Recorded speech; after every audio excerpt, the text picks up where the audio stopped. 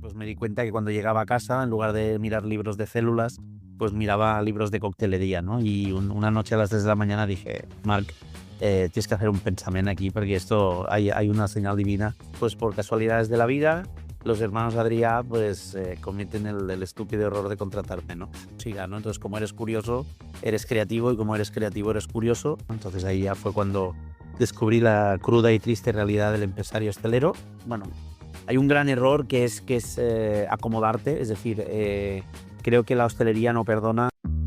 Hola y bienvenidos al podcast de Turijobs, un podcast donde hablaremos de recursos humanos, talento e innovación dentro del sector turístico. Soy Xavi Izcorbe, CRO de Turijobs, y hoy tenemos como invitado a Marc Álvarez. Marc es un referente a nivel mundial en coctelería, además de propietario de Sips, barman y también anteriormente, el año pasado, galardonado con el premio a la mejor coctelería del mundo. Estoy muy contento de poder charlar media horita contigo, la verdad, así que bienvenido, Marc. TV, muchas gracias, gracias a vosotros, especialmente a ti. Y oye, un placer de poder compartir un ratito con vosotros un poco nuestro universo, nuestro mundo y que charlemos un poquitín de coctelería también, claro que sí. Y has trabajado con algunos de los mejores chefs, bartenders del mundo, ¿no? Estamos hablando del grupo Barry. ¿Cómo empezó tu historia en este mundo y qué te llevó al final pues, hasta donde estamos hoy? Pues mira, siempre explico la misma historia, ¿no? Siempre yo nací en el seno de una familia humilde y yo tenía muchas expectativas, pero mi familia no tenía fondos de la cuenta bancaria. Entonces me dieron mucho amor, la verdad que les quiero infinito y seguro que ellos han hecho que pudiera llegar hasta donde he llegado, seguro. Pero la verdad que las cosas en casa eran un poco limitadas, ¿no? A nivel presupuesto, y yo tenía muchas ambiciones. Quería pues sacar tenía un coche, ir a la universidad, ¿no? Tenía un poco siempre he dicho que tengo sueños para 3 vidas, ¿no? Entonces, nada, pues un poco como quien empieza por empezar en este mundo de la hostelería, que es quizá más por necesidad que por vocación. Ujú. A mí me gustaba mucho el mar, la biología, etcétera, pero siempre me había bueno, el mundo del bar siempre me había atraído, ¿no? Entonces empecé a trabajar en el Maresma, en verano, mientras de junio a septiembre, y así empezó mi primer coqueteo con el mundo de la hostelería. Estuve trabajando, pues eso, desde limpiando cacharros en una pica, en una hamburguesería, en una terraza llevando 150 tíos yo solo a cerveza de 5 litros, bueno, un poco de todo, ¿no?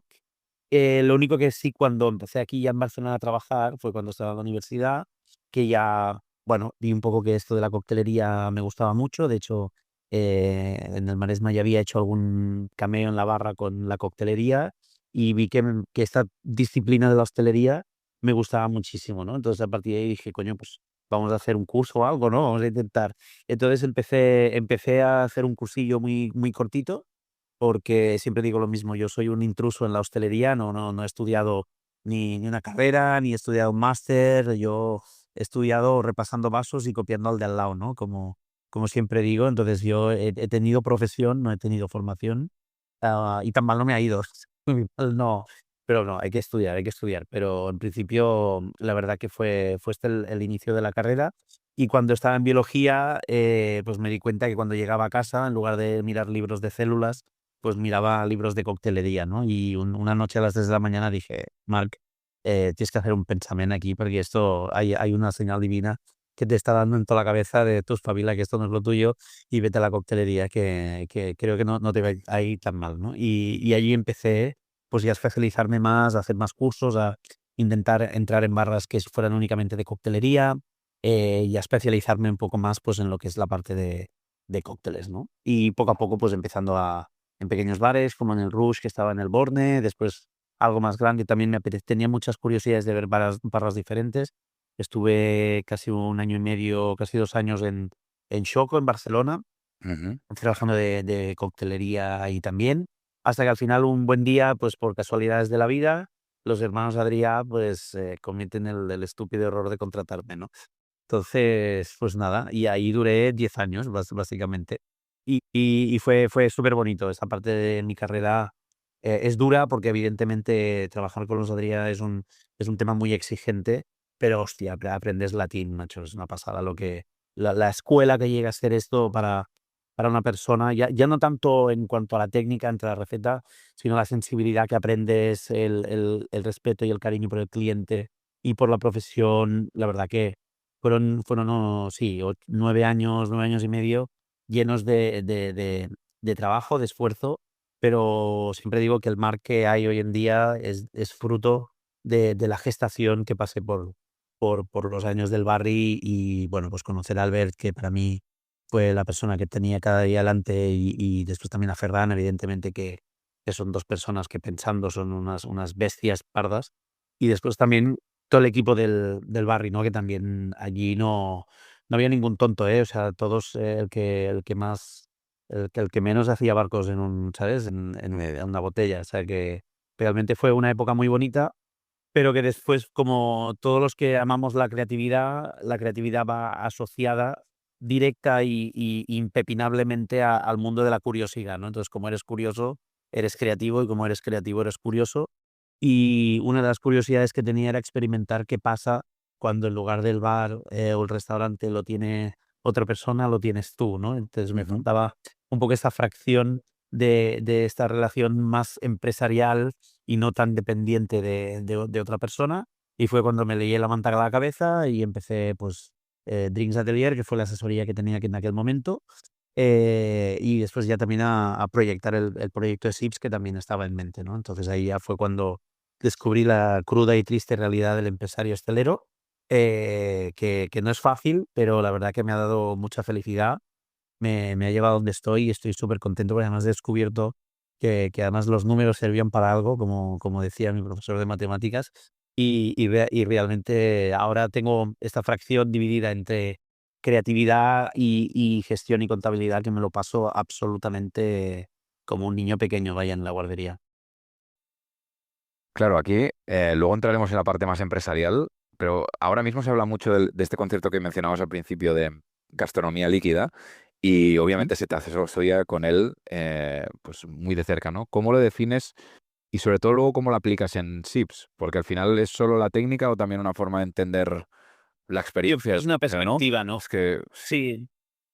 Es una perspectiva que yo aprendí con Alberti y con Ferran, y con el resto del equipo, evidentemente, que había que tratar las cosas desde la excelencia y desde el punto de vista de la sofisticación técnica, ¿no? ok, Entonces, cuando el mundo del barman tiene mucha historia, tiene mucho gueto, tiene mucha raíz, y yo siempre he aproximado esa raíz desde otra perspectiva, ¿no? Entonces, vale. yo siempre digo que no soy el barman al uso, ¿sabes? Porque a mí hay veces que vienen chavalines de 19 años, me dicen: "Oye, el Corp Sui Barber número 327". Yo digo: "Mira, tío, esta receta la buscas en Google y la tienes, ¿sabes? Lo que pasa que quiero verte a ver cómo me balanceas un daiquiri", ¿no? O sea, al final, el tema del paladar, del balance, de la estructura creativa, para mí es súper importante, ¿no? Y al final yo siempre digo que, si alguien quiere clásicos, que se vaya a Bogadas, que para eso tenemos el equipo formado allí, y si alguien quiere, pues, algo más vanguardista, más gastronomía, se vaya a Sips, ¿no? Es como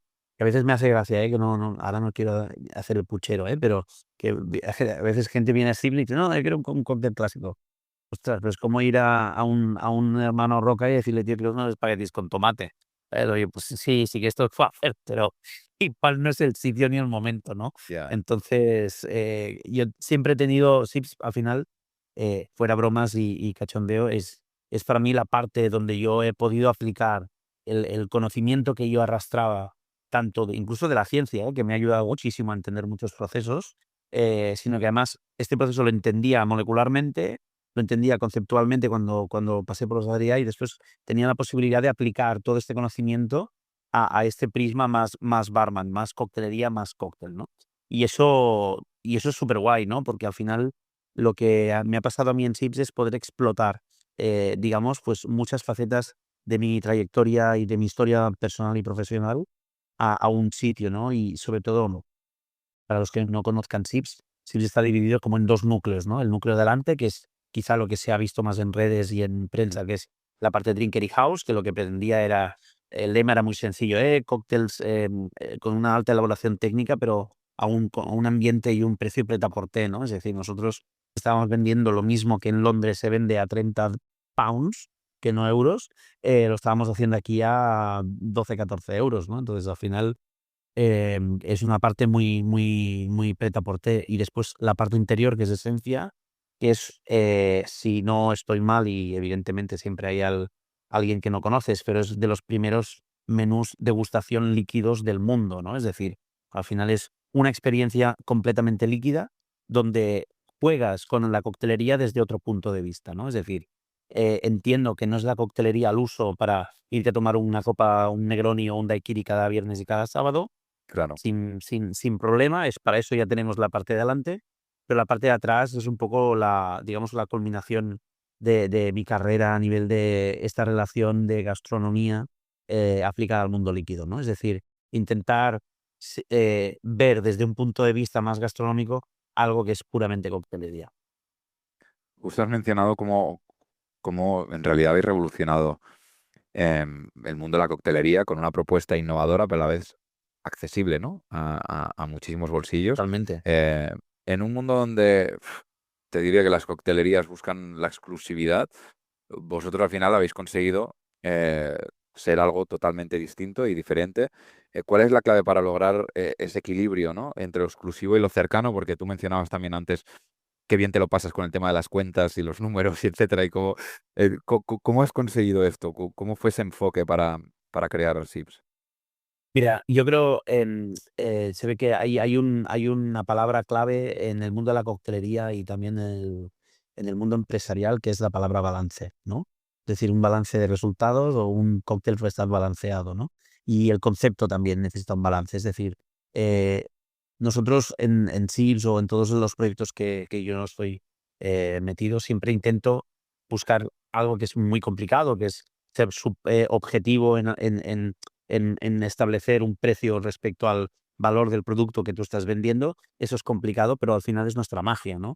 Y a mí lo que me interesa, sobre todo de dar a conocer a la gente, es que nosotros intentamos ser, eh, con un precio asequible, con cosas o importes que compartimos con el resto de coctelerías de la calle Aribau Montaner. Es decir, que no estamos ni muy por encima ni muy por debajo, es decir, estamos más o menos en el mismo baremo. Intentamos dar toda la calidad y toda la experiencia que podemos con este presupuesto, ¿no? Después, por eso, Esencia es algo que dices, vale, Esencia, no te voy a engañar, el ticket medio es 75 euros, pero claro, son 2 horas de experiencia, que es una persona que está única y exclusivamente contigo o con tu grupo, ¿sabes?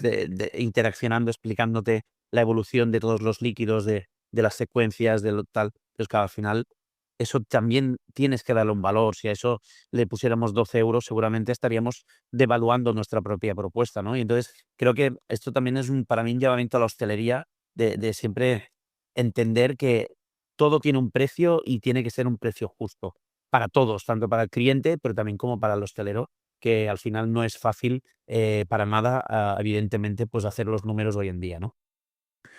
Sí, y justo mencionabas el balance entre asignar el precio que realmente crees que vale, esa propuesta de valor que tiene todo ese trabajo de investigación, de creatividad, de traer a los mejores y de experiencia, que para mí es fundamental, con esa creatividad, ¿no? Si hay algo que al final distingue tu trabajo y después de haber trabajado pues con los hermanos Adrià, que para mí pues son un referente en creatividad, no solo en gastronomía, sino que han sido un ejemplo para otros muchos negocios, ¿no? La forma en la que trabajaban, el cómo conceptualizaban y la forma en la que luego también han hecho, pues, toda la Fundación Bulli y cómo han tenido como el diccionario incluso creativo que han tenido y cómo han acuñado Mm. palabras incluso, que para mí es fundamental, ¿no? En tu trabajo también distingue la creatividad. Entonces, ese proceso para desarrollar nuevos cócteles, ¿cómo es? ¿En qué te inspiras? ¿Ingredientes, momentos, emociones, viajando? ¿Cómo lo haces? Mira, yo soy muy fan y muy partidario de aquella frase que decía que era Baudelaire, ¿no? O, bueno, yo se la escuché a Cela de que la creatividad siempre te pilla trabajando, ¿no? Al final, es difícil que simplemente aparezca un, ¡pum!, ¿sabes? Un despertar en tu mente mientras estás en el gimnasio haciendo bici o mientras estás caminando hacia la Barceloneta comerte una paella un domingo, ¿no? Es decir, nosotros, sobre todo yo personalmente, que me encargo de varios equipos creativos, tanto en Barcelona como en Madrid, yo fuerzo la creatividad. ¿En qué sentido? Es decir, yo utilizo una serie de técnicas creativas, una serie de sistemas, de herramientas que me permiten generar creatividad, ¿no? Es decir, otra cosa es que después un día me esté comiendo unos callos y diga, coño, voy a hacer un cóctel con callos, ¿no? Que eso es la creatividad que viene de regalo, que digo yo, ¿no? Esto baja alguien, llámale Dios, llámale lo que sea, viene, te toca la espalda y se sube hacia donde, ¿no? Llámale Buda, ya mira, esto es un regalo y te lo guardas y perfecto, ¿no?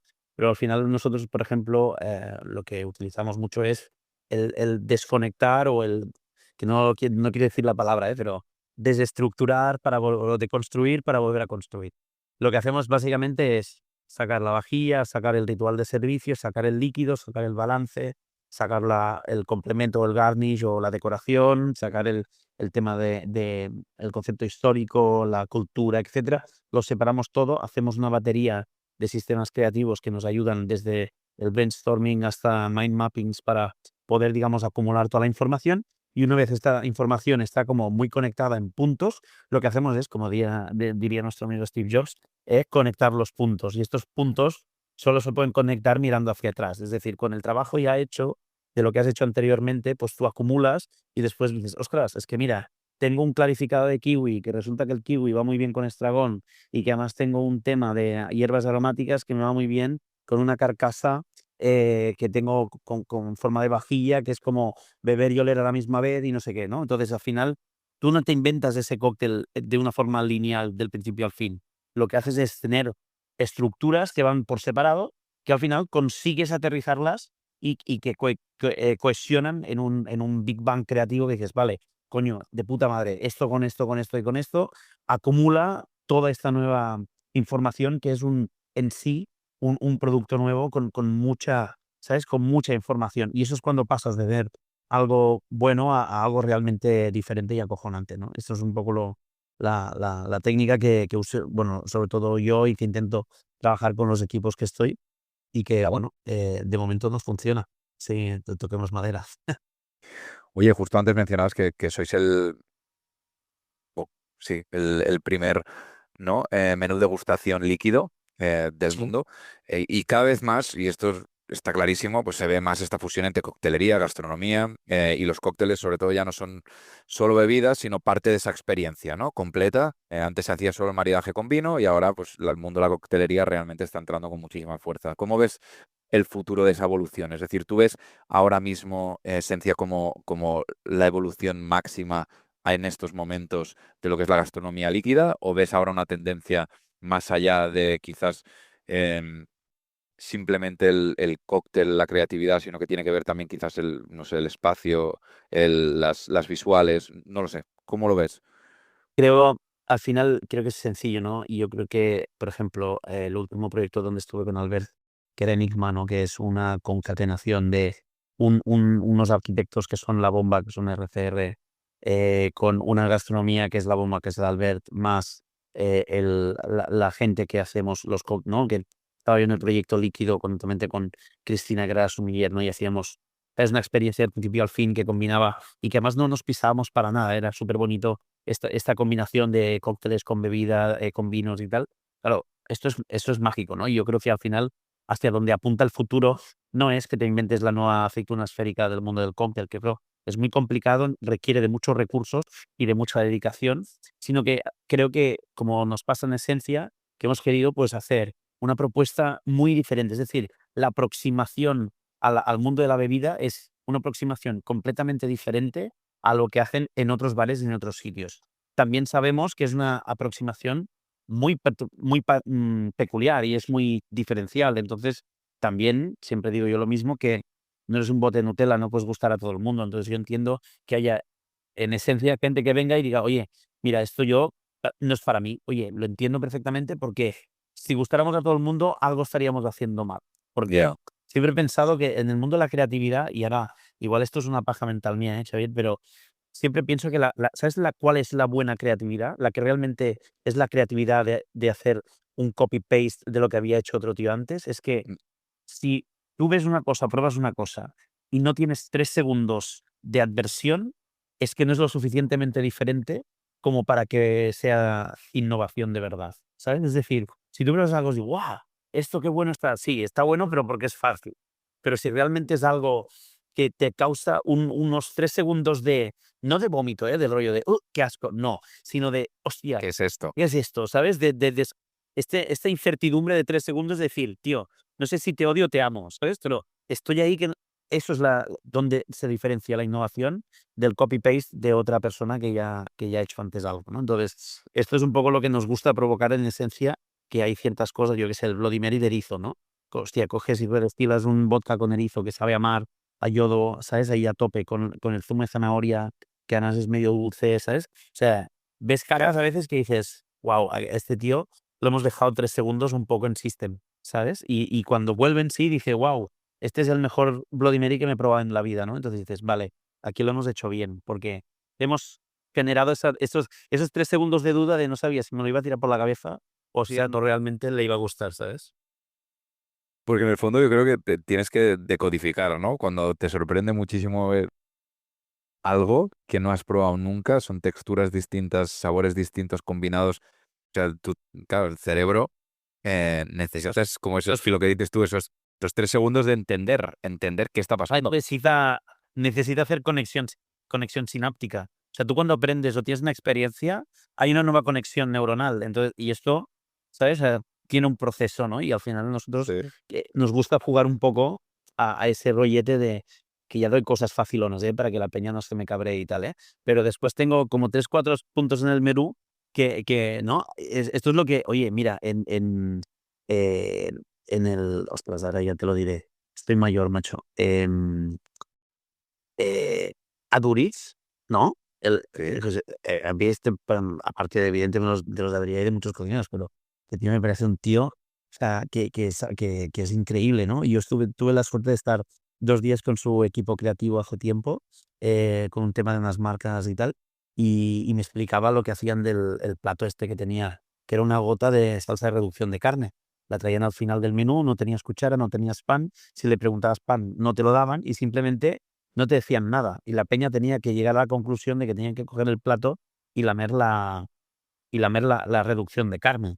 Hostia, es que este tío, ¿sabes? Va 20 años por delante porque, wow, estás forzando a que el cliente, que supuestamente todo tiene que serle, ¿no? Reverencias y facilidades. Entonces eres Michelin y dices, tronco, espabila, esto es para ti.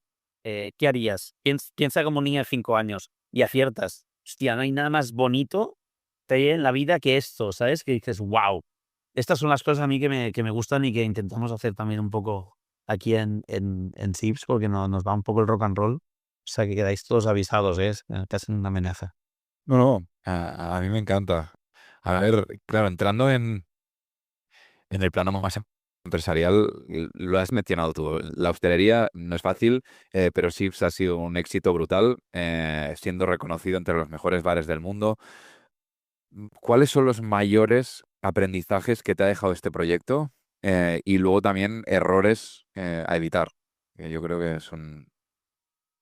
Mira, errores a evitar, yo lo que sí tengo claro es que bueno, hay un gran error que es acomodarte, es decir, creo que la hostelería no perdona y en el momento en el que te acomodas y no estás atento y al frente y dando todo por supuesto, allí tienes un problema porque es que te canibalizan, macho. O sea, el propio negocio se te come como si fuera una enfermedad autoinmune, ¿sabes? Porque creo que al final el hecho de estar auditorizándote cada día a ti mismo es súper importante, ¿no? Y creo que la comodidad y el dejarse ir es un mal consejo.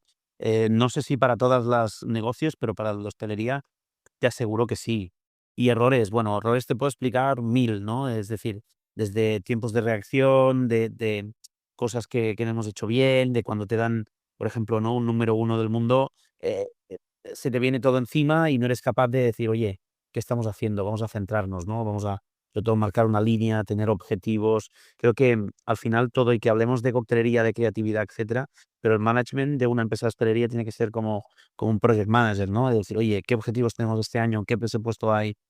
cómo lo vamos a invertir, a quién se contrata y gestionar bien tu equipo, que tenga que tu equipo tiene que estar pues completamente contigo, dando remo hacia adelante, hacia donde remas tú. Creo que son cosas y pilares del proyecto que realmente son súper, súper importantes, ¿no? Es que me encanta porque una de las preguntas que obviamente nosotros como Turijobs, ¿no? Como al final como portal de empleo especializado en turismo, llevamos más de 20 años ayudando a empresas del sector turístico pues, a encontrar talento, lo has mencionado tú. Es decir, la hostelería a día de hoy, em, uno de los grandes retos no es encontrar, igual estoy siendo también demasiado de esto, pero no es encontrar clientes, sino es encontrar personal para trabajar. Es que es la clave ahora mismo. Es decir, nosotros nosotros cada vez que incorporamos una persona, este tiempo de inclusión y de formación dura un mes, mes y medio, si no 2 meses. Eso es la Al de final justo. es un tema súper complicado porque, claro, para que una persona salga aquí al ruedo y pueda empezar a hacer todo lo que nosotros necesitamos que haga, no solo tiene que tener un talento y una formación previa, que es evidente, sino que además hay una parte de formación interna de procesos internos de cómo los hacemos nosotros, etcétera, que eso no es fácil, ¿no? Entonces, imagínate que se le añada, ¿no? Porque siempre una de las cosas que te diré que siempre he metido un poco la pata es: "No, no, espera un poco más de incorporar a alguien porque sí me ahorro dos centimillos", ¿no? Y te das Ya. cuenta de que no, de que cuando ya estás al extremo, que ya no puedes contigo ni con todo lo que haces, viene un proceso muy difícil de hacer, que es una cosa que a mí me cuesta mucho, que es delegar. Entonces, delegar tiene un proceso, es decir, no puedes pretender que venga una persona y al segundo día sea tú. No, hay un proceso de que, bueno, al final ya lo sabes cómo va. Yo hago, tú miras, yo hago, tú miras, yo hago, tú haces, yo hago, tú haces, y después tú haces, yo miro, tú haces, yo miro. Y esto es un mes y medio, al menos en mi casa. Entonces, claro, al final eso es la parte complicada y a veces el error que hemos cometido de esperar demasiado al límite a delegar y a buscar a una gente que después te das cuenta que hasta que no obtienes resultados, la máquina, pues tú, le cuesta un poco de arrancar, ¿no? Pero bueno.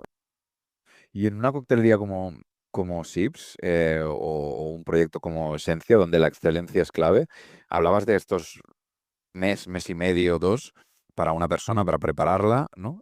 Pero ¿cómo construyes una cultura de equipo sólida? Y sobre todo, ¿qué buscáis en vuestro equipo? Hablabas justo y me ha encantado cuando has dicho, oye, es que aunque sea una coctelería, una vez te dan el premio a la mejor coctelería del mundo, tienes que ir con cuidado, porque es que no es solo una coctelería, estamos hablando de que tienes que comunicar bien con tu equipo los objetivos de los próximos años, ¿no? Hablabas de, oye, ¿qué budget tenemos? ¿Dónde lo queremos invertir? ¿A quién vamos a traer? Entonces, ¿cómo haces todo esto? Bueno, normalmente lo que hacemos hay para mí, que no es mi parte favorita, pero la reunionitis, ¿no? Las reuniones de equipo son súper importantes. Tenemos reuniones con el manager responsable máximo, en este caso Filipo. Tenemos reuniones con los managers de área, es decir, el manager de Drinkery House, el manager de esencia, el manager de Ujú. producción. Con lo cual, todo lo que es a nivel de resultados, optimizaciones, recursos, etcétera, todas las formaciones y toda la, digamos, dialéctica se establece a través de una serie de reuniones semanales, donde nosotros tenemos siempre pues, unos objetivos de irles revisando: oye, mira, estamos a tanto de coste, a tanto personal, oye, cuidado que nos hemos pasado con el hielo, cuidado con esto, cuidado con lo otro, y después también esperamos el feedback de ellos del día a día, ¿no? Porque al final ellos, cada uno está un poco en su posición más específica y son nuestras manos, pero también nuestros ojos, para que de alguna manera podamos tener información de lo que está pasando siempre en todos los sitios. Al final yo no puedo estar en los diferentes, todos los sitios a la misma vez. Con lo Ya. cual esto es a nivel un poco más, digamos, de organización, concepto y tal, ¿no? Después toda la parte más de técnica y creatividad es otra reunión en la que nos dedicamos básicamente a explicar un poco las líneas de tendencia, dónde queremos estar, un poco las líneas de necesidad y explicar un poco las cosas que nosotros estamos aportando como Mark y también, evidentemente, mi socio Simone, a nivel de la parte de creativa, ¿no? Y después los chicos siempre tienen un espacio para poder explicar ideas o conceptos que ellos han tenido siempre dentro de una cosa que es súper importante, sabía que para nosotros es un poco la clave de mantener una identidad, que es Ujú. el manifiesto creativo. El manifiesto creativo, que lo hicimos desde el día uno, es una hoja de papel donde pone en una palabra, en una frase y en un texto qué es SIPS y qué no es SIPS, ¿no? Entonces, al final esto cuando tú lo traspasas a la gente, tú ya sabes que si viene alguien con un cóctel que tiene más de 5 frutas a la vez, dices, esto no es SIPS porque nosotros hablamos de pureza en sabor, no sé qué, ¿sabes? Al final, ellos tienen unas directrices conceptuales que a través de estos manifiestos creativos pueden llegar a ejecutar y tú puedes llegar a optimizar mucho la creatividad porque la gente ya va un poco de caras a apuntar al objetivo y no estás, pues digamos, perdiendo tumbos o dando vueltas en sitios que no te interesan, ¿no? Me parece bestial. Em, Sí, y sí. creo O muy sea que nos necesario. pasamos todo el día, nos pasamos todo el día de reunión aquí. Estás invitado Bueno, cuando quieras a bueno, las pero al reuniones final también. sentido tienen, porque en el fondo os han No, llevado hombre, donde son os han vitales. llevado.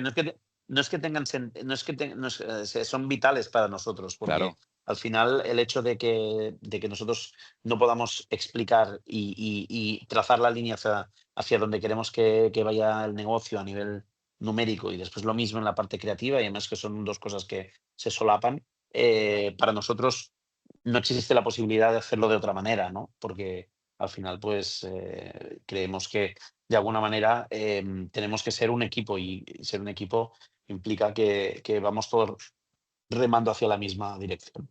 Y esto, pues desgraciadamente son horas que hay que invertirlas, pero se invierten muy a gusto porque ellos están muy contentos porque están en directa conexión con nosotros y con el desarrollo del espacio. Es decir, en la carta de bebidas de SIPS hay cosas desde personas que llevan 2 meses a personas que llevan 2 años, ¿no? Entonces, eso es una tabula rasa súper interesante porque ves cosas más frescas y más con más frescor que aportan información nueva o cosas que ya son muy el estilo SIPS y que ya están pues como muy marcadas del branding, ¿no? Entonces es una combinación súper interesante. claro, has logrado cosas increíbles, pero tú has mencionado al principio, tengo ideas para 3 vidas. Em, Tengo siempre hay sueños, sueños para tres. y sueños, tengo sueños para Sí, 3 vidas, sí, exacto. sí, Entonces, sí. nuevos retos, o sea, qué te sigue motivando al final y cuál es, no sé si hay algún proyecto más que se pueda decir o si tienes algún próximo gran objetivo Bueno, que te sí, gustaría sí. cumplir? La verdad que sí, coge papel y boli porque vienen unos cuantos. La verdad que en Madrid acabo de estrenar 2 coctelerías, de las cuales estoy súper contento, con otros socios que no son los de SIPS, eso sí. Bueno, Uno es la Pensión Mimosas, que es un espacio muy de fiesta, muy divertido, el speakeasy llevado a la máxima expresión. Desde fuera parece un hostal de las pensiones de los años 70 de Madrid y entras dentro y es todo lo contrario, es un espacio súper futurista, asesorado por Pilar Z, ¿sabes? O sea, como muy eléctrico, muy divertido, pero con una coctelería que intentamos hacer desde un gin tonic hasta un Negroni, ujú, técnicamente perfecto, con un equipo que además es súper empático con la gente y la verdad que estamos muy contentos.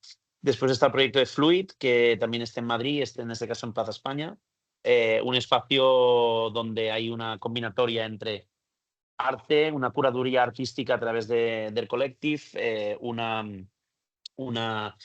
curaduría musical porque tenemos DJs del concepto vinilo que vienen a pinchar casi cada día y una parte de coctelería con mucha técnica, con mucho sabor muy interesante.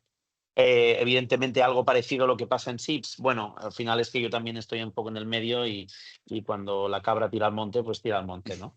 mm, Y el último proyecto que empieza ahora este año con el equipo de Make It, que es una empresa que está ya muy consolidada, yo creo, en el sector de la gastronomía, como desarrolladores, ideadores de proyectos para restaurantes y coctelería, pues estamos abriendo un proyecto aquí en Barcelona súper interesante que se llama Liquid, que va a ser pues un espacio de formación y zona de investigación y desarrollo que queremos que sea un poco pues eso, un primer centro de investigación de I+D de coctelería que creo que no existe y que nos hace falta, mm.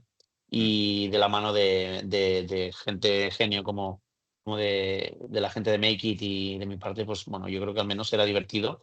Y también tiene una parte de coworking para bartenders donde habrán pues máquinas de alta tecnología y tal para que las puedan usar allí y llevarse las preparaciones a su bar si no se las pueden permitir, ¿no? Que yo también entiendo que a veces la innovación es muy bonita, pero es cara. Pues mira, Joan Manuel Humbert fue de los primeros invitados al podcast ¿Ah, hace, sí? Ah, ya ha venido. Ah, mira. Qué guay. hace Sí, sí, cuatro años. De hecho, lo conocí cuando estaba de sí. responsable de FanBee en The Corner, cuando yo estaba en Hostelea también, estuvimos hablando de una Ujú. formación que quería hacer y demás, y luego Sí, empezó sí.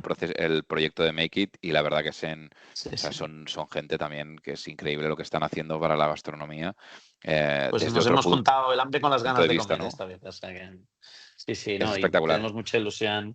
Sí, sí, no, más creo que es un proyecto que va a dar mucho que hablar porque no es un bar, no es una academia, o sea, lo es todo y no es nada a la misma vez. La verdad que prometo la próxima vez ser un poco más certero en la definición, pero estamos arrancando el proyecto y con mucha ilusión y también porque también creo que es una parte del legado, ¿no? Al final los bares se van a quedar allí, pero también el legado que dejas individualmente, ¿no? De qué aportas tú al mundo de la industria, yo creo, ¿no? Totalmente. A las generaciones futuras que crecen con un montón de hambre, que son súper generaciones que tienen muchos recursos, con mucha agilidad.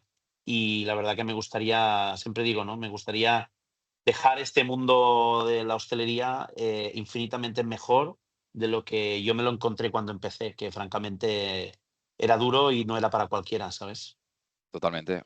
Oye, entramos en la fase final donde hacemos como 5 o 6 preguntas que Venga, tienes que contestar una a otra. Se llama Sibarita Style venga, Question, ¿vale? venga, va. Y antes que nada empezamos preguntando primero cuál es tu cóctel favorito. Sin duda, el Negroni. O sea, es mi nick en Instagram, Negroniman. Sí que es cierto que me cuesta ahora beber tanto porque ya soy, o sea, no puedo, ya la edad ya pesa, pero un buen Negroni a la hora del aperitivo no tiene vencida. Entonces, ¿clásico o innovador? Siempre innovador, por si ¿Agitado acaso. o O removido? sea, removido, ¿Cítricos o especias? cítricos, fresquito, verano. Buah, fantástico. ¿Barman o storyteller? Que esta es buena, ¿eh? Yo soy un vendemotos de puta madre, o sea, ni una cosa ni otra. O sea, pero va, Ah, storyteller para dejarlo bonito. ¿ahumado o infusionado? Ahumado. Peter Presentación, Whisky Forever. ok. ¿Presentación impecable o sabor ante todo? Sabor, sabor, sabor, sabor y más sabor. Y además, Y mm, que sea dime, dime. bonito. Pero sabor, sabor, sabor, sabor. ¿Y un ingrediente que no le pondrías nunca a un cóctel? Blue Curaçao. Muy bien. Oye, muchísimas gracias, Marc, de verdad. Ha sido un Muy bien, placer. a ti, Javier.